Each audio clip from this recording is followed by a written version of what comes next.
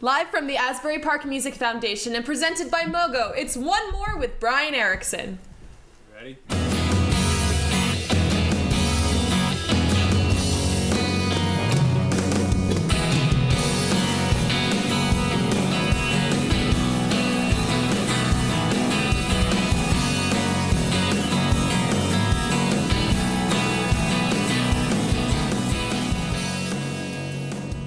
One More. I'm your host, Brian Erickson. Each week, we bring in two new guests, we sit them down at the table, and we find out why they do what they do. This week, of course, is no exception. We have two great singer-songwriters. We have Joseph Alton Miller and Jackie June. But first, and as always, Jesse McCormick and Chris Dubrow. How's it going, Brian? I just found out Jesse's not in the opening credits. So we need to She's not in the opening crawl. Yeah, the opening crawl. So producer Matt. I kind of noticed that. Yeah, we need her in the opening crawl. Well, can we get me out of the opening crawl so I can stay home and nap instead? It's kind of obligatory show up. Ouch. Anyway, how are we doing? Good. Life? Good. Jesse? It was. Life is good. We're hanging out, right? Yeah. Long weekend. We're talking. We're talking Oscars. We're talking Oscars. We're talking snubs. We're talking flubs. We're talking Golden Men. Who was your number one for best Oscar of the night? You are my golden man. I won the best Oscar of the night. Thank you to everyone. Who, Jesse? Who are you wearing? Chris, you wanted to have a quick song by Better of a weekend. Yeah. Anyway, we're not here to talk about snubs and flubs. Yeah, we're here to talk about your shirt. We're here to talk about my shirt. I think it's American Eagle. I don't know. I've been doing the whole wearing pink every week. Yeah, it is a good look. Is it American Eagle? Is it? Yeah. Oh, look at that. See? How was everyone's? Oh, sorry, Jesse. No, go ahead. How was everyone's weekend? It was busy. Yeah, you played a show on Friday. Saturday. Mm-hmm. Close. Yeah. How was it? Puppy Grease, right? It was fine. Yeah. Yeah. I don't know. I like my band. How is Puppy Grease? What is that like? Wow. What's it like being? What's it like being in Puppy Grease? I feel like it's like an open secret that Puppy Grease is an insane disaster that we all let keep happening in a beautiful way. It's exactly what it is. It's a while ago, Mark gave me the band, so it's my band now. Oh, yeah. Because I seem to be like, I came in recently to this band, and they're all like older guys. A few of them have children. Like, I am just kind of like the kid's sister now. And I feel like I'm low-key like the kid that's like keeping the parents together, like keeping them. Wow. They're like saving the marriage for the kid. It's like we need to save all these songs in C. But then 10 years later, you realize, wow, they probably really would have all been happier if they had just split up. Wow, we just got a really big insight into Brian's life. Wow. Well, I mean, you're not wrong. But we're not here to talk about Brian's life, ladies and gentlemen. One More, sponsored by Mogo. What is happening off camera, guys? A Monster Energy just fell. Wow. One More is sponsored by Mogo. Brian, do you hear that? It's rumbling in my stomach that can only be satisfied by the savory goodness of Mogo Korean fusion tacos. Quick, somebody get me some Mogo. Woo! Featuring fresh homemade ingredients, family recipes, and a variety of menu options, Mogo is bringing traditional Korean flavors to the masses. For the past 3 years, Mogo has also been the leading sponsor of Asbury Park Live, a free weekly summer concert series run in conjunction with the Asbury Park Music Foundation, the APMF. This event series not only showcases emerging and established musical Asbury Park acts, but also raises money for youth music education, including the launch of a new Latin music summer camp last year. So visit either of their two locations, Cookman Avenue or the Asbury Park Boardwalk, for casual sit-down dining or takeout. The price is always fair, the food is always fantastic. Mogo Korean Fusion Taco. Sometimes I eat too quickly and it makes me have to go to the bathroom.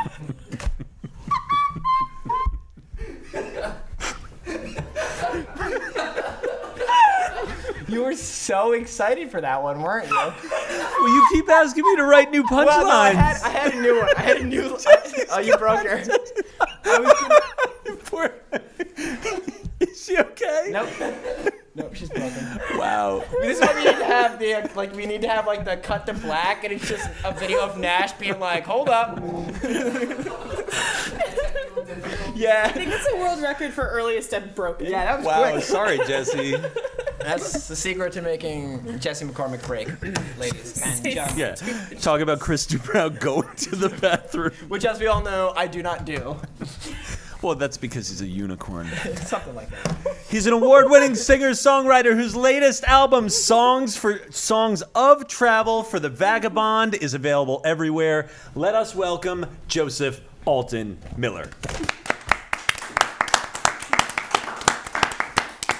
I promise normally we're not that dysfunctional. He's lying. yeah.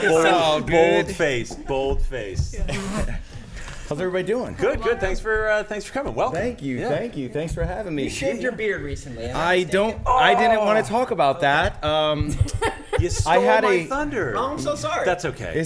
I had an accident. I had a tragic accident. Ooh, tragic beard accident? Yeah, it was terrible. Tell me about it. Well, flew a little close to the sun when you were trimming? No, so I have this like nice pair of ceramic trimmers that I've always used. I've used them for like years.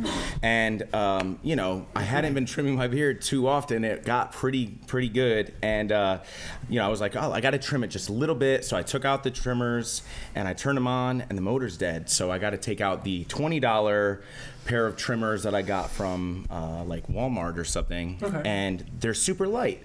So it's like picking up like a empty milk carton when you think it's full. Yeah. Boom! Just right across the face. Gone. I did cry a little bit. It's hard to lose a beard. Yeah, so we're gonna edit the beard in though, right? Yeah. I think it's gonna get edited in. We're cutting this whole part so that people don't have to know. What we're gonna do is we're gonna fantastic. paint your face green so we can green screen the beard. That's fantastic. Yeah, Cool. Chris, what's it like to lose a beard, Chris? Do you know how that I feels? mean, me and her, we stayed friends, like once I got out, I didn't like it that much.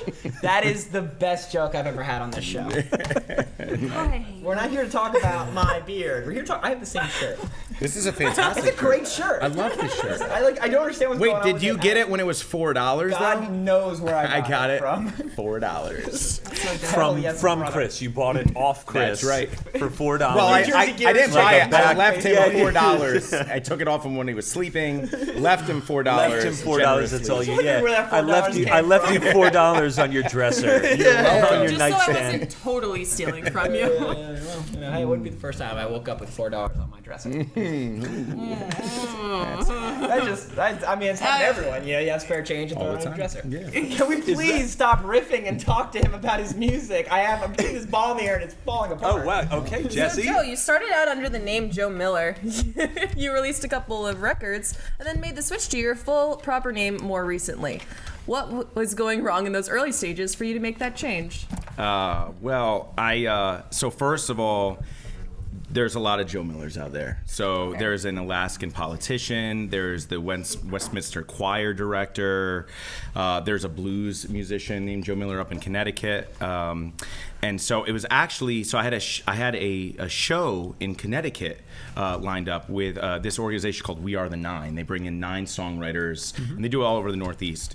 So through email, I booked a show. I drive up. I go up to Connecticut. Realize that I am not the Joe Miller that they thought I was. Oh wow. There were 2 Joe Millers there, so it's all good. Still played the show. Okay, yeah, because at least you got to play. Yeah. Okay. But anyway, I had thought about not changing my name because my name is Joseph Alton Miller, but my grandfather was a big influence on me, and his name was Alton. So my middle name comes from him.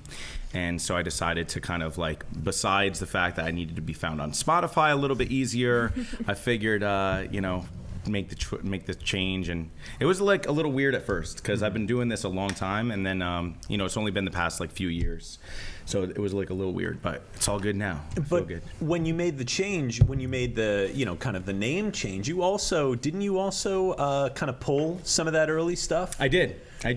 Okay, so this was kind of more of a whole set. You didn't just change your name on that. That's right. I did. I pulled some of my old stuff, and just because I it's not like changing my name changed who I was, but I had been I've been working on a new album, and totally different than what I had done in the past. And to be honest, I wasn't happy with some of my earlier projects. It wasn't I just felt you know what, I'm gonna change the name. I'm gonna start fresh, and this will be my first album. And so I put out in 2016. I put out Songs of Travel for the Vagabond under the new name. Now, was there, with that older stuff, was there? You said you weren't super happy with it. How much of how much of you kind of went into that versus how much was just trying to kind of find a sound? Well, it was definitely trying to find a sound, but I had been writing a lot back then when I was, from when I started writing like songs when I was like 15 up through when I, just a few years after I had moved to Jersey, I'd been writing about other people's stories. Like I found that was my inspiration, and I felt like I wasn't digging in enough to myself to, start like writing about me to kind of explain to myself what's going on, on a day-to-day basis in my life. So I started doing that, and it was just like, it felt different. The songs were different. I had just graduated college after, studying for 3 years, strictly American folk music. Oh, and wow. So I was different, for sure. So you kind of found inspiration in this, maybe not new identity, but this, maybe a more fully realized version of who you are. Yeah, I think that's a good way to say it. Yeah, for sure. Cool. How important is it, with the kind of pulling some of the old stuff and sort of doubling down on, yourself really, how important is it for you to control the narrative? It's pretty important. Yeah? Yeah, I think so.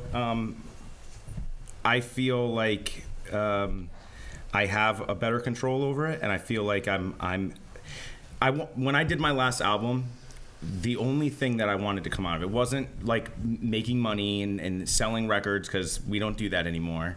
But it was more just like 10 years down the road, will I turn back and look at this album and say, wow, like, look what I did, like I did that and still be proud of it, 10 years, 20 years down the road. And I'm fortunate to say that so far, like in the past 4 years, I'm still very happy with it. And I couldn't have said that about any other project that I had done after like maybe like a year or two after. I'm like, I look back on those records and I'm like, man, I should have put more passion into it, and that was the big thing, was like, did I really care enough at that point, So then what's there left to do, musically speaking now? Like, where would you go now that you've got this sort of album that's fully realized? How do you grow off of something like that? That's a good question as well, because my whole life I was a solo singer-songwriter. When I was in high school, I was in like a punk cover band, and that's like you and everybody else. Yeah, exactly. Yeah, like honestly. But either you're in like a punk cover band or like an alt cover band. Right, exactly. Right. You're listening to Weezer. Exactly. Yeah, no, I just I had never played with another band. I like here and there for like bigger shows I would, but like I had always played acoustic guitar, and then just like a few years ago, I was like, I'm gonna go buy an electric guitar. Oh yeah, never played electric guitar. Like Joe goes electric, right? And I well, I wouldn't say I went electric, but I certainly I'm playing with a new band now. The new album that I'm recording is going to be done full band for the most part. I'll throw some acoustic tracks in there, but I think so. Like the sound has changed a bit. The content is a little different. I have a daughter now. I've had a lot of life experiences happen the past couple of years. So, yeah, it's a little different in all aspects of it. So now, when you share the stage with like national acts, like Brandi Carlile or Robert Randolph, like what does that do for you creatively speaking? It keeps me going. Yeah. So do you like go home and kind of try a little harder after an experience like that? Yeah. Yeah. Well, I strive for the next one. I strive for that next like milestone.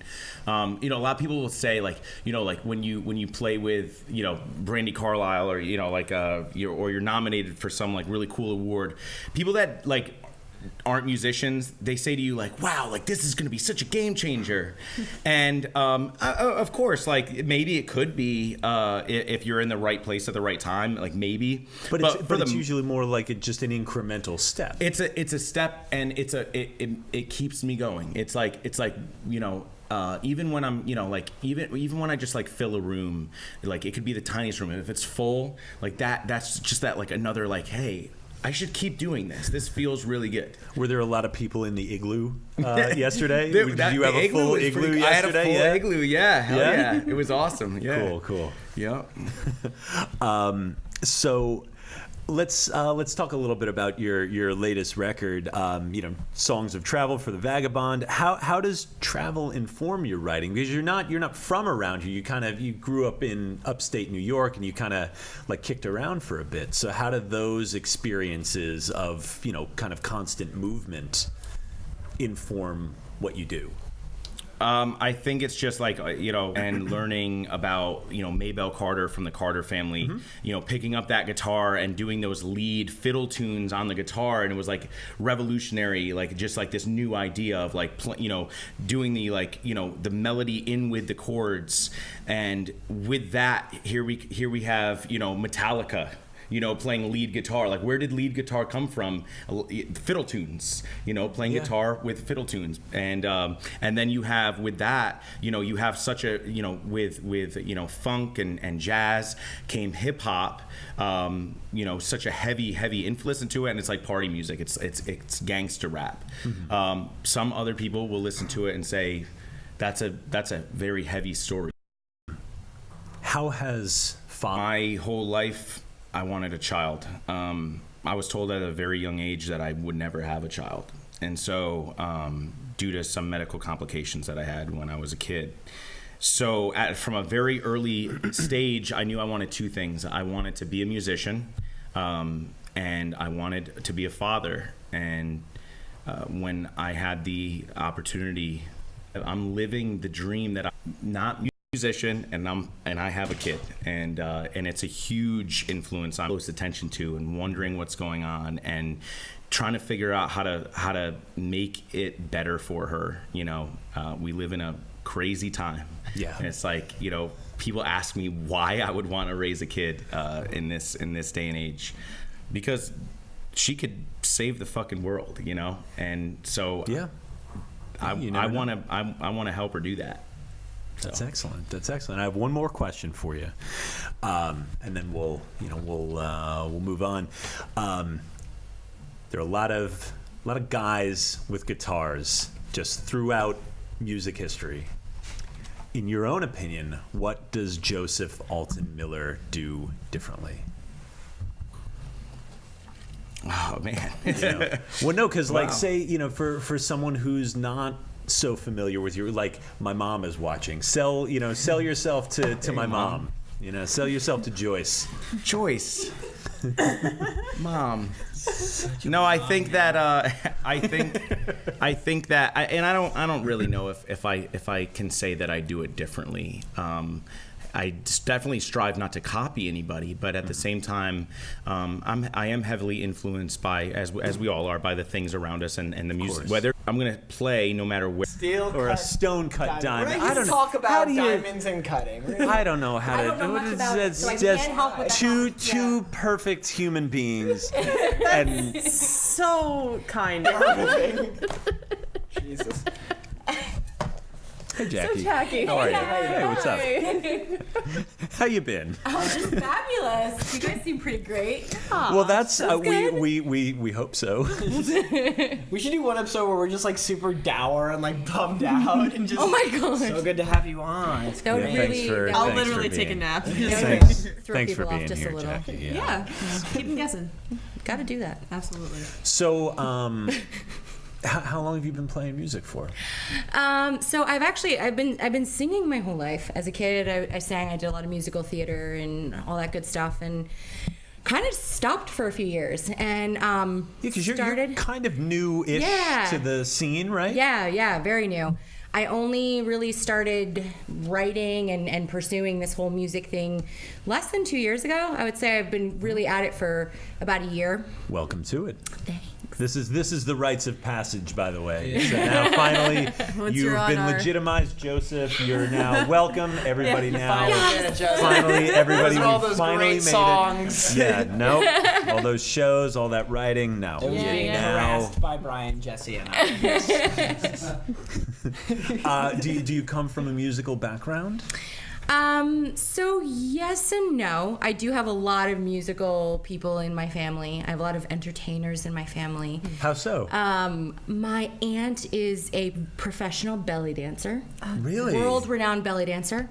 I have cousins who run a dinner theater in California that act and sing. Oh, that must be so cool. Yeah, my mom sings. My grandma used to sing on the radio back in, I want to say, the 40s or 50s. So Really? yeah, so we've got a lot of singers and performers in my family, but it just took me a while to kind of get started, I guess. Well, what kind of influence does that have? You know, like I figure that's got to do something for you than like a family of, accountants. Well, there are doctors too. We have all the the regular So jobs it's like too. a bunch of Tenenbaums. I have a very uniquely creative family. So what's that do for you then?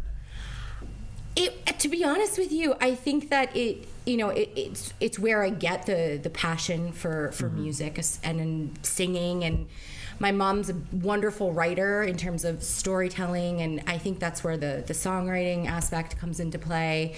But I think I just shut it off for a really long time, thinking, it'll never happen. I can't do this. And Really? finally I said, I don't care anymore. Oh man, I'm going to do it. I don't care. It'll be great. Yeah, Maybe. and then That's the what's that? That's the Jesse? spirit. I don't know. Yeah, because you carve out your own spot in the Yeah. family. Because I mean, both Chris and Jesse, you both come from musical families. Both your parents, play music and perform and stuff. So that's that's got to be. I guess when you watch them, like we watch our parents, we follow our parents, right? We follow our family. Yeah, and I think my parents are wonderful, and they're big music fans and they love music, but I think there was a lot of focus on make sure your life is very stable. You got a stable career, and there's a path that you are supposed to take. And there's that parental backup plan, right? And I love them, and I understand why they did that. But I'm at a point in my life where I just can't hold it in anymore. I have a lot to say, and I just love it so much. So were they encouraging? They are now. Or were they? Are Yes. they encouraging? Yes. Yeah. I've always loved the whole notion of like, you should have a backup plan because when I went to school. So what's your plan B? Yeah, we both have. Yeah. I went to school with like my roommates were all business majors and they're just as broke and unemployed as me. You know what I mean? I wonder what my parents' backup plans were. Basketball player? I could see it. Maybe. I don't know. I was trying to be funny, but I mean that's actually kind of realistic. I think. Did they ever try to like get you to shoot hoops? Me? Oh yeah, I hooped in high school. Were you a hooper? Well, I wasn't good enough for the team, but I did like You a hoopster? I did. I mean, I played like intramural. I wasn't good enough for varsity, but but this is not about me. The idea is We're not here to talk about your no. But I mean, the idea is that that you follow your parents, you watch your parents, you look up to, they're like the Yeah. first people you look up to. Yeah. And that you said your family was and is encouraging. Did you ever go through with like the backup plan? Did you secure the backup plan? Oh, definitely. And Yes. then was that good? Like you're like, hey, mom and dad, what are their names? My parents? Yeah. Sue and Ed. Those are parent names. She's a millionaire. Dude. So that's Didn't you know like- that? She's rolling in it. So that's like no. So you're like, okay, Sue and Ed, I've got my backup plan here. So now we can proceed, right? So you got the backup plan. Yeah. Sue and Ed were happy. Yes, exactly. Yeah. Exactly. Yeah. And is that how it worked? Kind of, yeah. I think I spent a lot of time being very focused on making sure that my parents were happy and proud. And while that's important, so is my own happiness. And they see that now. Did that hold you back at all? Do you think?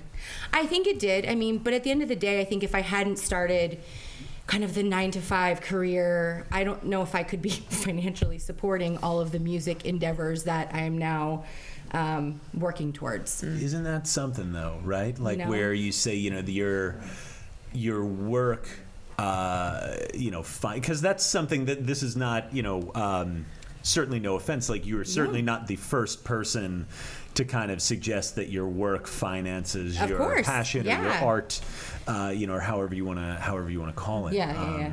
That's at this point, with a very small exception, probably the only way any of us really get to do this, right? I had no idea how much money it would cost. Super expensive. No It's really idea. expensive.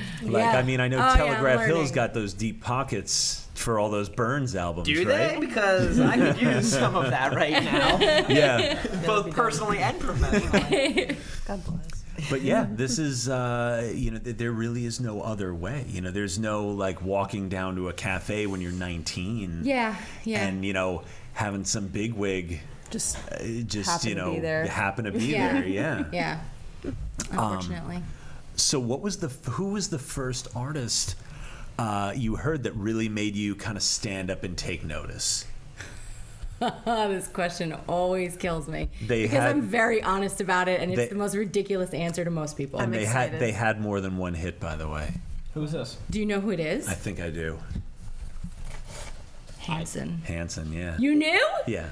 Oh my God. he Well, does I homework. do homework. That's right? impressive. That's like we do. That's what we're supposed to do, right? That's That's what we impressive, learn in yes. school to do our homework. Yeah. Hanson, it's Hanson.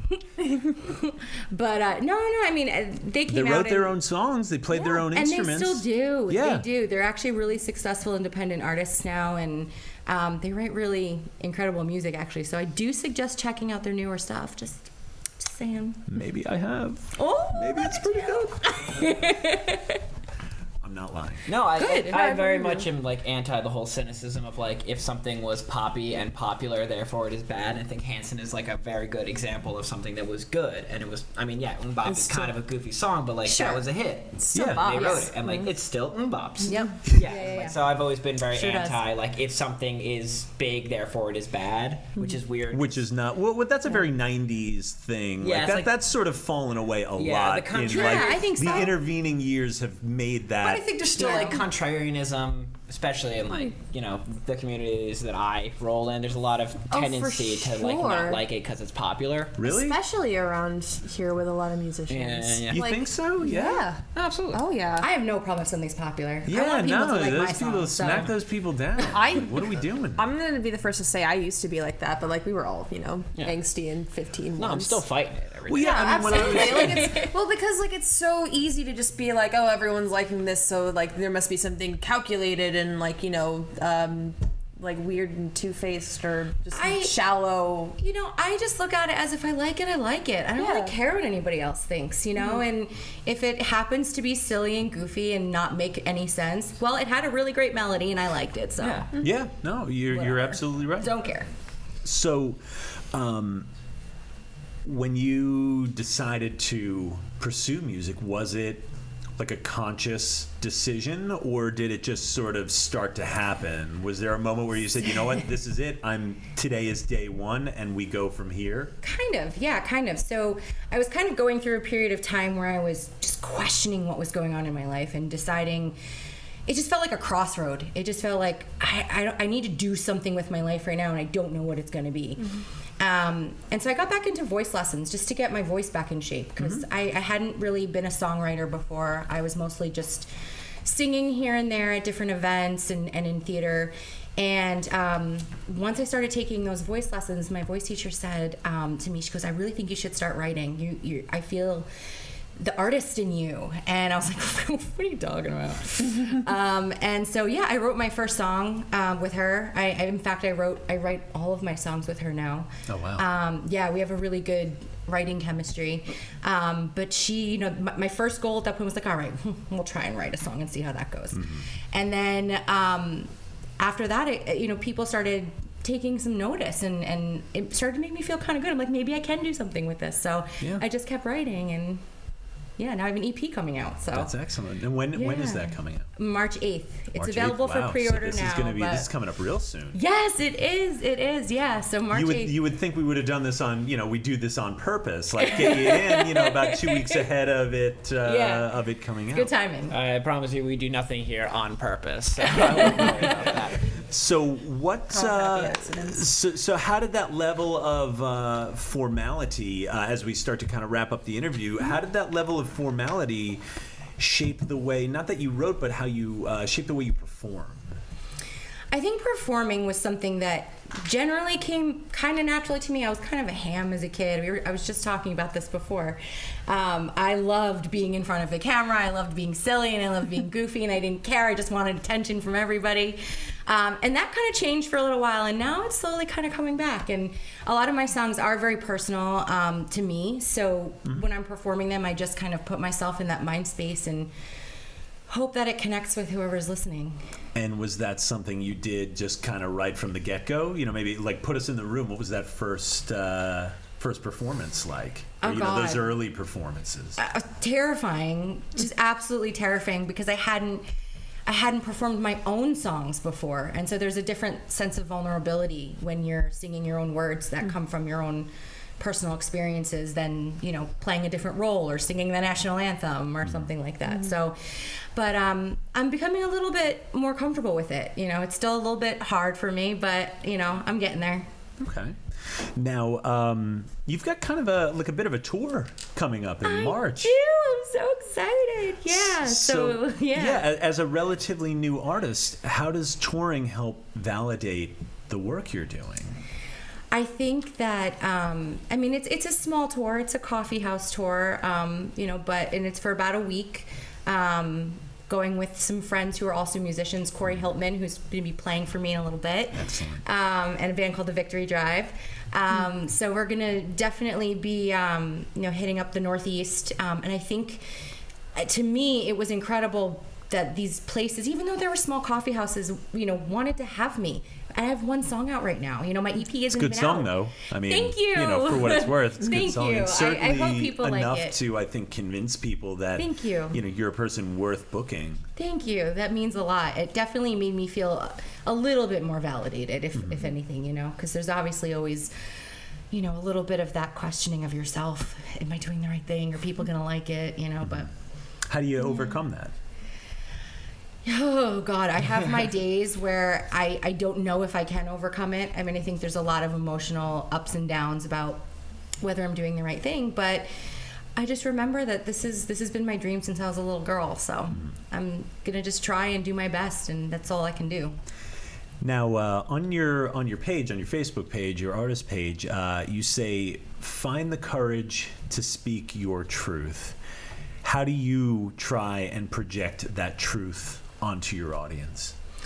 I think for a long time I felt afraid to pursue music because I didn't necessarily look like the girls I saw on TV. I saw girls like Britney Spears, and I saw all the different pop artists that had a very certain image to themselves. And I think in the past few years there have been a lot of changes with that, with women like Adele and Elle King, and just a lot of different, you're seeing different shapes and sizes, and you're seeing people look all different types. And we still deserve to be heard too. And so I think that there's something beautiful in everyone, and that everybody has something important to say. So. Excellent. And I think that's a great spot to cap this interview. Now, why don't you tell our viewers, we're going to hear a couple of your songs in just a moment. Yeah. Why don't you tell our viewers where they can find you and where you'll be performing next? Sure, in Not Screen. Hi, guys. Hey, guys. As I fall over and break the table.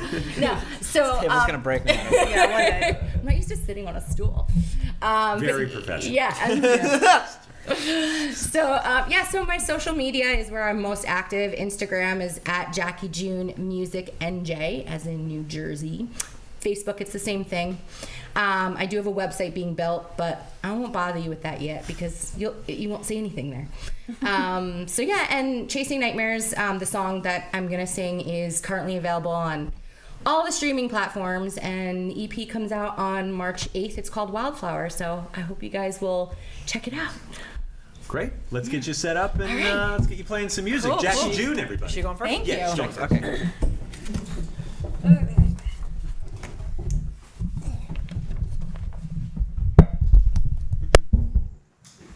Hold on to this. Go ahead, Jesse. Yeah.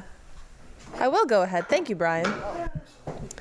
One More with Brian Erickson is brought to you by the Asbury Park Music Foundation. APMF raises money to support youth music programs throughout Asbury Park that provide lasting skills, self-confidence, and life-changing experiences for underserved kids in our community. This includes funding for the Hip Hop Institute at the Boys and Girls Club of Monmouth, in-school music programs at Hope Academy, and scholarships for kids to attend Lake House Music Academy. APMF also hosts concert series throughout the year, whether it's Music Mondays at Springwood Park or Asbury Park Live over the summer, Suburbia Friday nights, or the Sunday Songwriter Series. APMF always has something going on. Check out their calendar for more details. And if you're interested in making a meaningful difference in the community or helping Asbury Park's legacy of music alive, keeping Asbury Park's legacy of music alive, head to asburyparkmusiclives.org to make a donation. And while you're there, pick up a Music Saved Asbury Park t-shirt. All proceeds make it possible to support Music Saved My Life youth music programs. All right. I will... Yeah, no, please don't make me fall. I'm still broken. One More is also brought to you by Bordentown Guitar Rescue. Founded by certified luthier Mike Vierock, BGR has been building, modifying, customizing, and repairing stringed instruments since 2012. So why wait a month for your basic setup from one of the big retailers when Bordentown Guitar Rescue has the quickest turnaround time in the state? So whether you've... God damn it, Brian. Whether you've warped your wood, popped your G-string, or bent your neck, call certified luthier Mike Vierock for an estimate. Bordentown Guitar Rescue. Fix it, Vierock. And now, without further ado, Jackie June!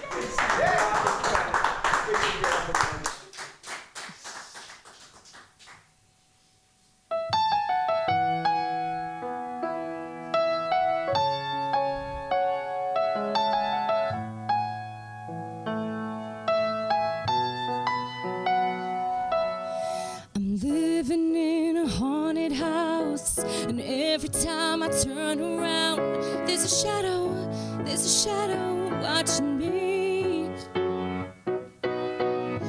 Is it the monster underneath my bed? I hear it whisper in my head. Is it a ghost or is it me? I'm chasing all my nightmares, 'cause my daydreams haunt me. I see them standing right there. Come on, try to find me. Yeah, I'm tired of chasing, so tired of chasing all my nightmares. I think it's time to kiss them goodnight.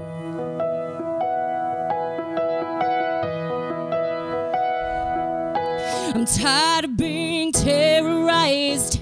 Every time I close my eyes, you don't scare me anymore. You're not the monster running in my bed. You're just a voice living in my head. You're not a ghost, a part of me. I'm chasing all my nightmares, 'cause my daydreams haunt me. I see them standing right there. Come on, try to find me. Yeah, I'm tired of chasing, so tired of chasing all my nightmares. I think it's time to kiss them goodnight. Gonna kiss you on the nose, gonna hold you real tight. Make it all better, gonna make it through the night. Sweet dreams, sweet dreams. Gonna kiss you on the nose, gonna hold you real tight. Make it all better, gonna make it through the night. Sweet dreams, sweet dreams. I'm chasing all my nightmares, 'cause my daydreams haunt me. I see them standing right there. Come on, try to find me. Yeah, I'm tired of chasing, so tired of chasing all my nightmares.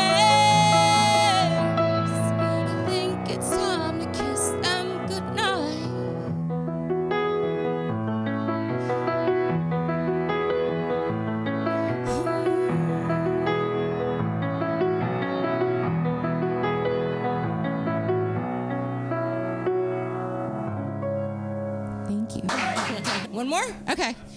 All right. So the next song is called All the Colors. It'll be on the upcoming EP. Ready?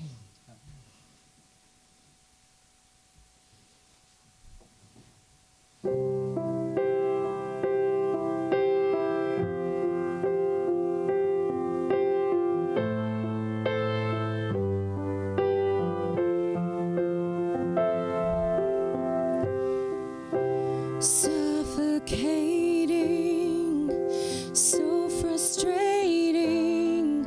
I do it to myself. I'm tired of fighting and overthinking. Can't put these thoughts to rest. Can it stop consuming? 'Cause I'm ready to be moving on. All the colors are getting clearer, and I can finally breathe. 'Cause I'm a fighter, it's getting brighter. Now I can finally see. I won't be confined by the voices in my mind. I'm taking back my life. All the colors are getting clearer. Now I am finally free. Desperation, restless shaking, tensions creeping in. Eyes wide open, sick of coping and drowning in my fears. Can it stop consuming? 'Cause I'm ready to be moving on. All the colors are getting clearer. Now I can finally breathe. 'Cause I'm a fighter, it's getting brighter. Now I can finally see. I won't be confined by the voices in my mind. I'm taking back my life. All the colors are getting clearer. Now I am finally free. I found my escape in a melody. I've had all I can take. Now I'm setting myself free. Now every sunrise is a symphony.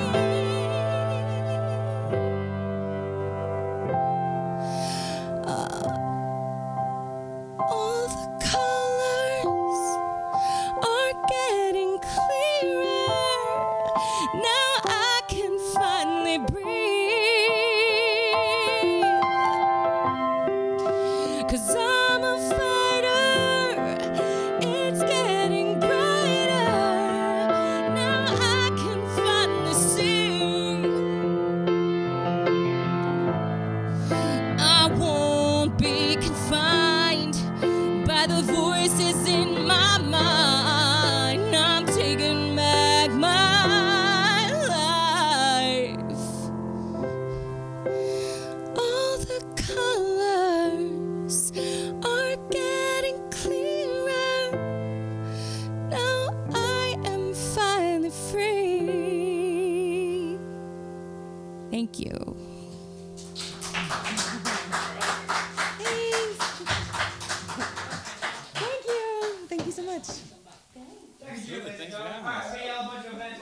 Alton Miller gets set up. Monday, happy birthday to little Uncle Kevin Daly and Justin Pope of Justin Pope and the Swift Guard. Love you both. Tuesday, February 26th, Kev Daly, aforementioned, Connor Bracken and Mark Tappan at the Downtown in Red Bank at 7 p.m. Pocket Vinyls World Record Tour at the Seine. Kathy Quintana's on that. I have no idea what else is going on there. Wednesday, February 27th, happy birthday Victoria Lawrence and Gwen Alden, and also technically Paige Alden. Man Dancing, Greet Death, Teenage Halloween, and Hit Like a Girl at the Roach Motel at 7 p.m. Ask a Punk, Slip on Some Vomit on the way down. Haley Knox with special guest Natalie Farrell at the Wonder Bar at 7 p.m. Band name presents Scout, Aaron Henby and Luke Dowler at Astro at Lounge at 6 p.m. The Obsessives Get Around, I Get Around, Dave Vargo at Dragonfly Cafe at 7 p.m. The Extensions, Never Heard of Them, and Wax Wave at Union Firehouse at 7 p.m. Seamstress, Matt Sukic, the Brothers, Ella Ross, The Bulls, Cook Douglas. Please welcome Joseph Alton Miller.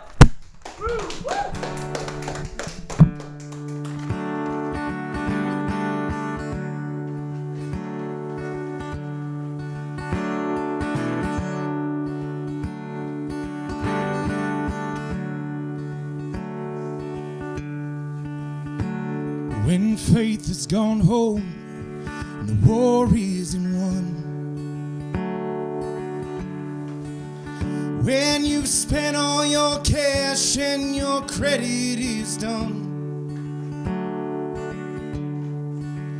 when you've spoiled your eggs and your bread is turned black,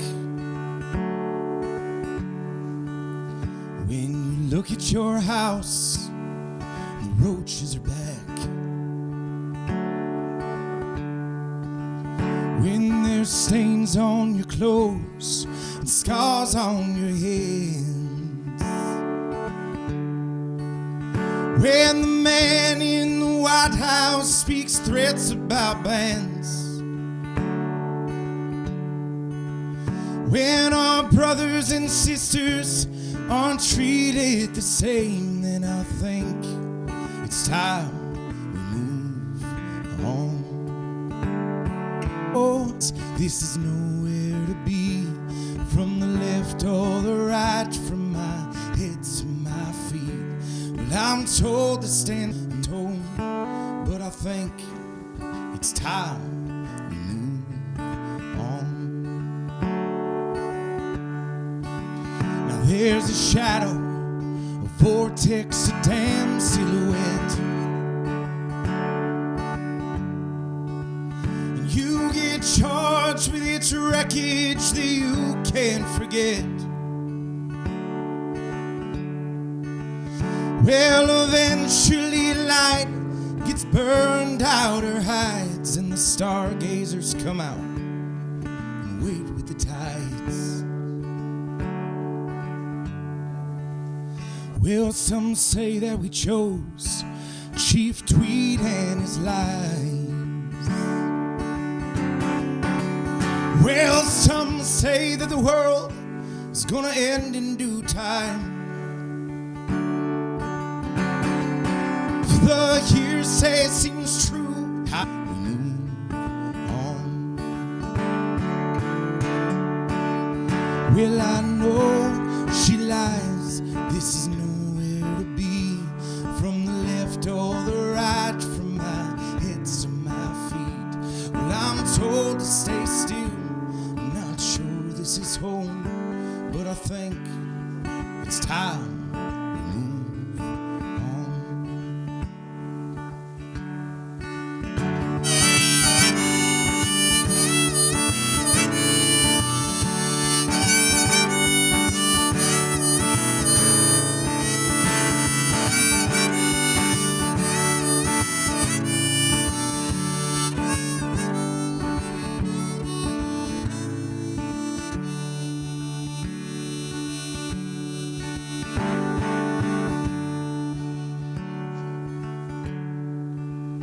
When your hands have been up and they're choking families in doubt,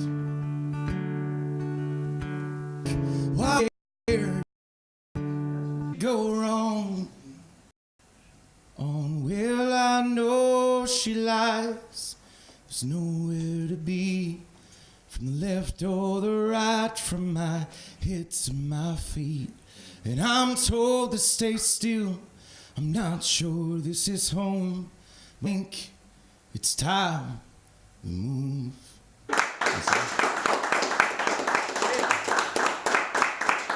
There's a new song going on the next record. It's called Open Wave, A Time Will Come.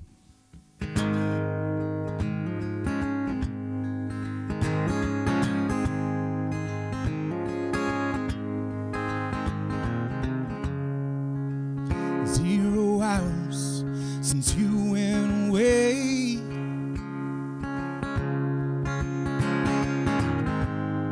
since I've been thinking of leaving this 0 hours, the time that it took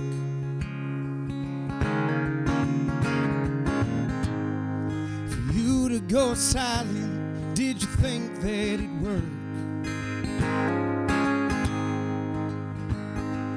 Drink myself empty, drink myself dry with the heart of a sinner. And one hell of a guy when the night comes to close. Turn the key to the door, let me in for another. Well, I don't need this no more.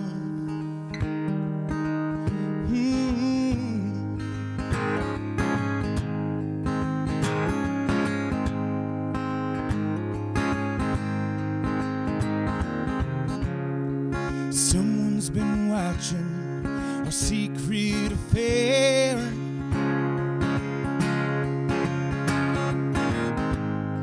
So let's not stay silent, put it out in the air.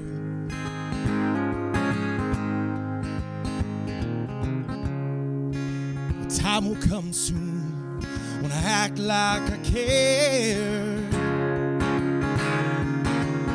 Well, the truth lies away, there's an open door somewhere in there. Yeah, wait in the room, I've been waiting for you with the blood of a winner. Low gross revenue when the night comes to close. Turn the key to the door, let me in for another. Well, I don't need this no more. There's an open wave about to close on memories inside of those who loved me. And it's heading way to suffocate the thoughts that lay inside of my head. Well, I try to turn another cheek to write a song that I could keep about you. Well, I can't. No, I can't.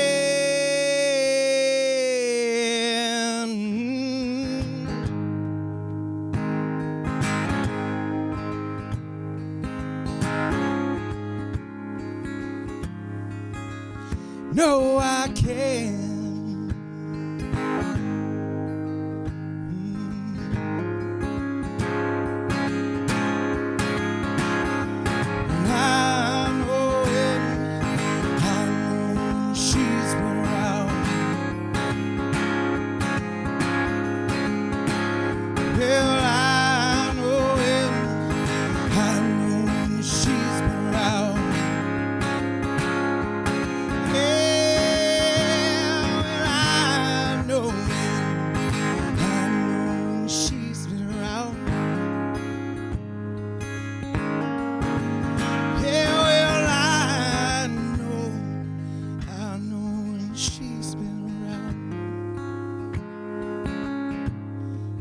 She's been around.